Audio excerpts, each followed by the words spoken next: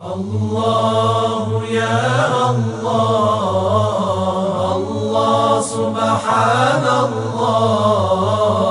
الله يا الله الله حمدا لله.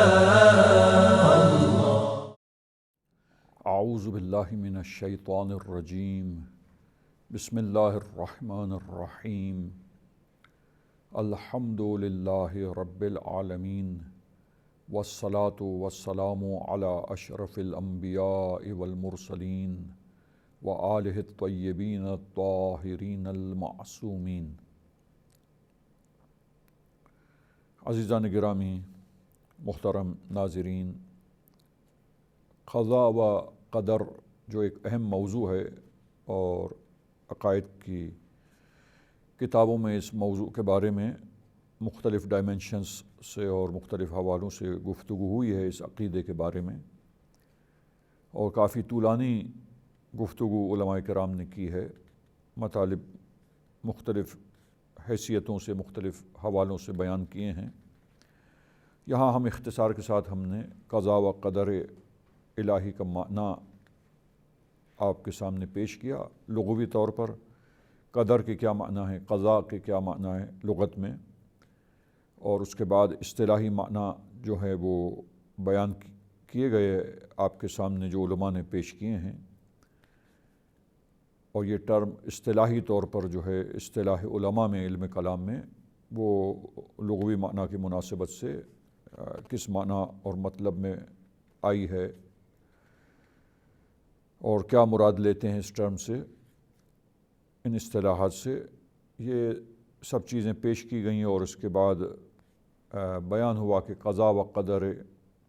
الہی کو اللہ تعالیٰ کی قضاء و قدر کو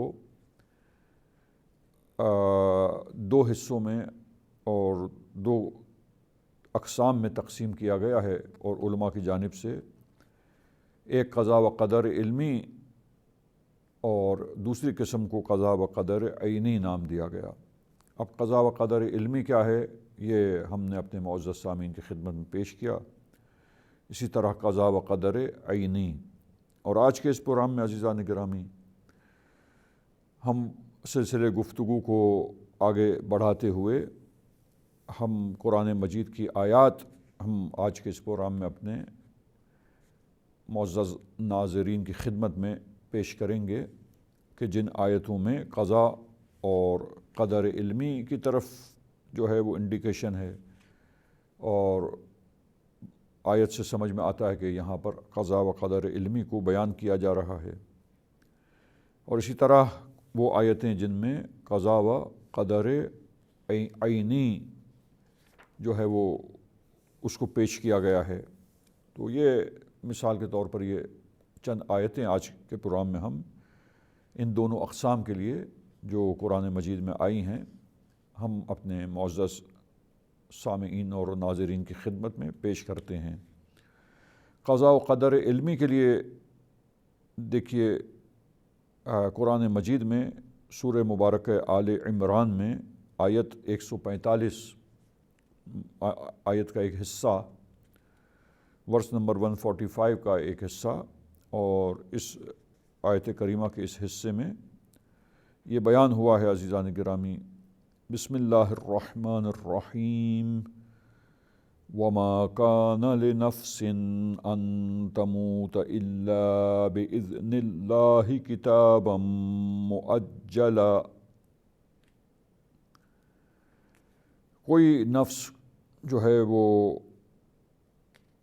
مرتا نہیں ہے اور وہ نہیں مر سکتا ہے مگر یہ کہ اذن خدا سے اور اللہ کے حکم سے. لہٰذا انسان کی حیات دنیاوی جب تمام ہوتی ہے کسی بھی انسان کی کسی نفس کی تو وہ اذن خدا سے ہے اور اللہ کی تقدیر سے ہے. کتابا مؤجلا، پس یہ جو ہے موت جو ہے کتاب مؤجل ہے، لکھی جا چکی ہے. مؤجلاً، ٹھیک ہے، یعنی مقرر کیا جا چکا ہے، لکھا جا چکا ہے، اس کو طے کیا جا چکا ہے. بس اللہ تعالیٰ نے جب انسان کو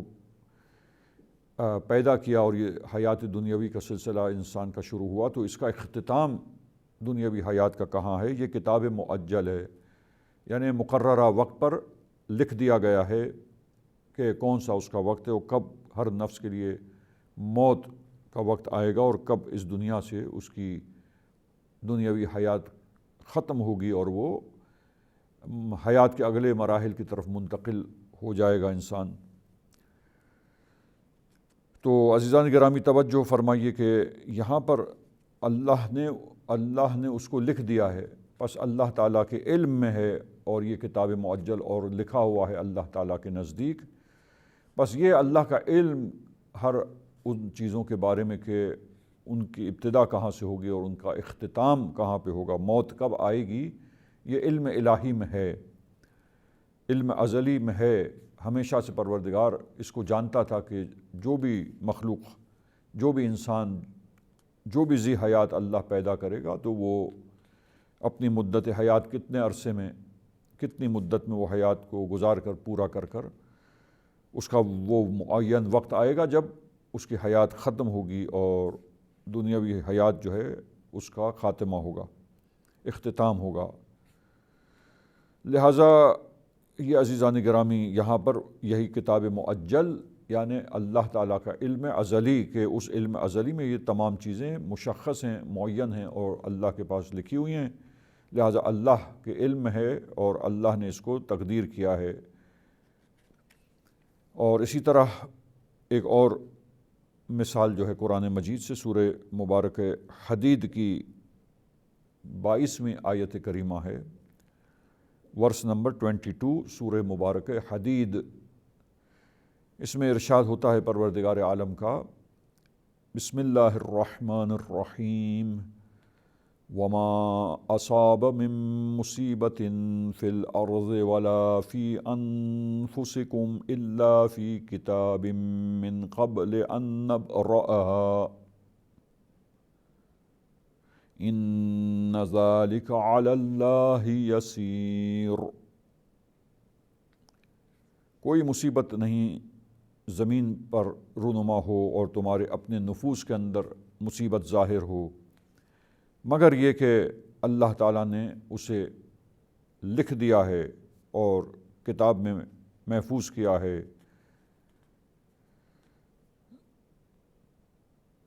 اور اس سے پہلے کہ ہم اس کو ظاہر کریں، اس کو رونما کریں اپنے وقت پر، اپنے مشخص وقت پر، اس مصیبت کو، جو اس پریشانی کو، اس واقعے کو جو زمین میں رونما ہونے والا ہے اپنے وقت پر، اور یا تمہارے اپنے نفوس میں وہ آفت یا مصیبت جو ظاہر ہونے والی ہے، اس سے پہلے کہ ہم اس کو عینیت کی منزل میں لائیں، من قبل ان نبرأها، اس سے پہلے کہ ہم اس کو وجود میں لائیں اپنے وقت پر، عینیت کے مقام میں لائیں اور حتمیت اپنے زمانے میں، جب حتمیت اور عینیت کا زمانہ ہے اس وقت اس کو مجسم کر کے سامنے ظاہر کریں، اس سے پہلے ہی وہ کتاب میں محفوظ ہے اور وہ علم الہی میں ہے، اور ان کو وہ ظہور میں لے آنا، ان کو واضح کر دینا، ان کو وجود میں لانا، ان ذالک علی اللہ یسیر، یہ اللہ کے لیے بہت آسان ہے۔ لہذا دیکھیے یہاں پر دونوں چیزوں کا تذکرہ ہمیں مل جاتا ہے کہ اس کا جو وقت ہے ظاہر ہونے کا، وجود میں لانے کا، تو اس سے پہلے کہ خدا فرماتا ہے کہ میں اس کو وجود میں لاؤں، زمین پر جو کچھ بھی آفت مصیبت رونما ہوتی ہے یا تمہارے اپنے نفوس میں جو مصیبتیں ظاہر ہوتی ہیں، جو بھی واقعات رونما ہوتے ہیں، ان کو محقق کرنے سے پہلے اور مجسم کرنے سے پہلے عملی طور پر اور ظاہر کرنے سے پہلے عملی طور پر وہ پہلے سے علم الہی میں موجود ہے اور اللہ نے اسے کتاب میں لکھا ہوا ہے، اور پھر اپنے مقررہ وقت پر وہ اس کو عملی جامہ پہناتا ہے اور وہ واقع ہوتے ہیں اور وقوع پذیر ہوتے ہیں۔ لہٰذا آپ دیکھیے کہ وقوع پذیر کرنے کا بھی مسئلہ اور وقوع پذیر ہونے سے پہلے علم الہی میں اور کتاب میں محفوظ ہونے کا بھی مسئلہ۔ بس وقوع پذیر ہونے سے پہلے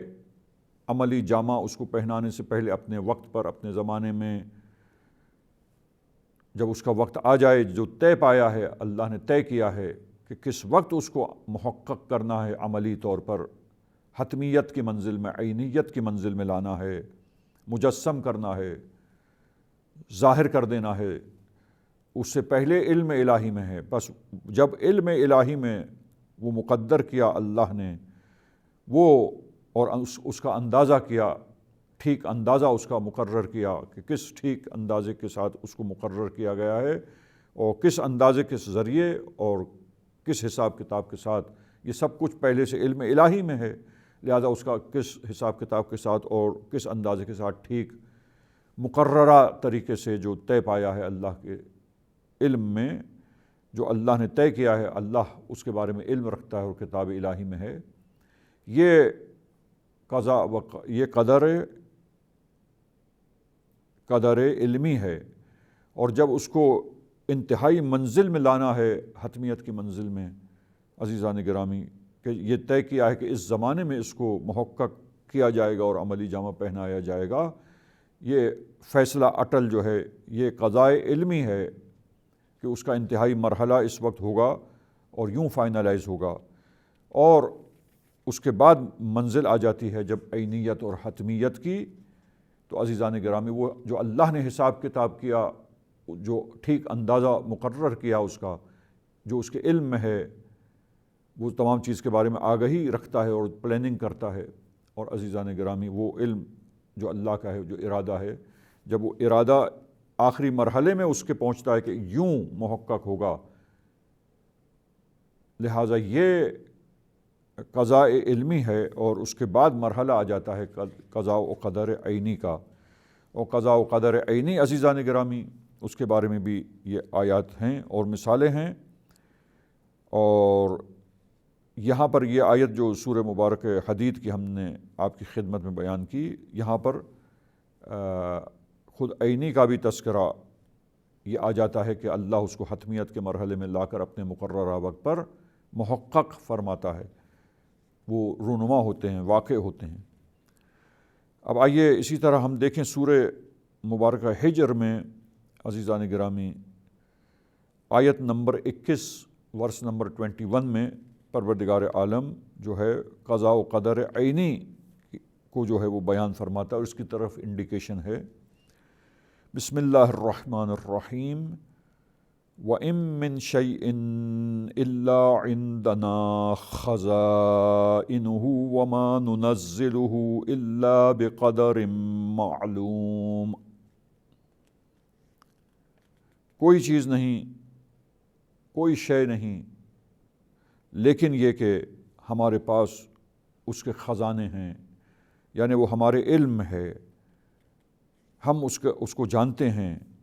اور جو ہم جانتے ہیں، جو کو ٹھیک اندازے کے ساتھ ہم نے مقرر کیا ہے۔ دیکھیے اس کے بعد پھر آگے آیت کا تسلسل توجہ فرمائیے، وَمَا نُنَزِّلُهُ إِلَّا بِقَدَرٍ مَّعْلُومٍ، جو کچھ بھی جو شے طے پائی ہے اللہ کی مشیت میں، اللہ کے علم میں ہے، تو پھر وہ مشیت کو جب عملی جامہ پہنائے گا خداوند متعال، اور اس کی مشیت کے مطابق جو علم الہی میں چیز تھی اس کا مقررہ وقت آئے گا، اور اپنے وقت پر اسی ٹھیک اندازے کے ساتھ عملی جامہ پہنائے گا اللہ تعالیٰ۔ مشیت الہی یہ ہوگی کہ اب وہ وجود میں آ جائے اپنے وقت پر، پس یہ تمام اشیاء، تمام چیزیں جو اللہ کے علم میں ہیں، یہ قدر علمی ہیں، اور اس کی انتہائی منزل کا علم وہ قضاء علمی ہے۔ اور پھر عزیزان گرامی، جب یہ تمام ٹھیک اندازے کے ساتھ عملی طور پر اس کا وقت آ جاتا ہے، تو اس وقت پر اس کا تحقق اور اس کا وجود میں آنا اور ظاہر ہونا اور واقع ہو جانا عزیزان گرامی حکم خدا سے اور اذن خدا سے، مشیت پروردگار سے، تو یہ حکم خدا سے اس کا اس وقت قدر معلوم۔ پس اس وقت جن جن چیزوں کو، جن جن کاموں کو، جن جن اشیاء کو ظاہر کرنا ہے اور وجود میں لانا ہے، ہر اپنے مقررہ زمانے میں اسی ٹھیک اندازے کے مطابق وہ وجود میں آتی ہیں عزیزان گرامی۔ تو یہ نہائی مرحلے کا علم جو ہے وہ قضاء علمی اور عزیزان گرامی فیصلہ جو اللہ کرتا ہے، اور قدر عینی جو ہے وہ اسی وقت عزیزان گرامی قدر عینی یعنی اسی اندازے کو جو علم الہی میں ہے جب عملی جامہ پہناتا ہے اس کے مقررہ وقت پر، معین وقت پر جب وہ سامنے آتی ہے تو یہ قدر عملی ہے، قدر عینی تعبیر جو اصطلاح میں آئی ہے عزیزان گرامی، کہ عملی طور پر وہ عینیت اور حتمیت کی منزل میں جب عملاً وہ چیز وجود میں آ جاتی ہے تو وہ جناب عالی نہائی مرحلے میں جب قدر عینی کے ساتھ ساتھ قضاء عینی ہے اور اس شے کا مشیت پروردگار سے وجود میں آنا ہے۔ ایک اور آیت کریمہ جو ہے آپ کی خدمت میں پیش کریں کہ جس میں قضاء و قدر عینی کو بیان کیا گیا ہے، اور مختصر سی آیت ہے سورہ مبارک مزمل میں آیت 20 ہے، ورس نمبر 20 میں ارشاد ہوتا ہے۔ آیت کا ایک حصہ پیش کرتا ہوں اور ہم اپنے پروگرام کو اختتام پر پہنچاتے ہیں عزیزان گرامی۔ بسم اللہ الرحمن الرحیم، واللہ یقدر اللیل والنہار، اللہ ہے جو یہ دن رات کو مقدر کیے ہوئے ہے، اور یہ دن رات جو آ رہے ہیں ایک دوسرے کے پیچھے اور یہ سلسلہ چل رہا ہے دن اور رات آنے کا، یہ تقدیر الہی ہے۔ لہذا دیکھیے یہ قدر و قضاء عینی ہے جو عینیت اور حتمیت کے منزل میں اللہ کہہ رہا ہے کہ یہ اللہ تعالیٰ کی مشیت سے اور حکم خدا سے، اذن خدا سے یہ قدر و قضاء عینی کی صورت ہے جو دن رات ہمارے سامنے چل رہے ہیں اور محقق ہو رہے ہیں عزیزان گرامی۔ لہٰذا یہ دونوں قضاء اور قدر علمی اور قضاء و قدر عینی جو تقسیم کر کے علماء نے، اسکالرز نے بیان کیا ہے، وہ آیات قرآنی میں بھی انڈیکیشن ان کی طرف موجود ہے، جن کی مثالیں ہم نے آج کے پروگرام میں سامعین کرام کی خدمت میں پیش کی ہیں۔ وصلی اللہ علی محمد وأہل بیتہ الطاہرین۔ اغفر لنا ذنوبنا وارفع البلایا، اغفر لنا ذنوبنا وارفع البلایا،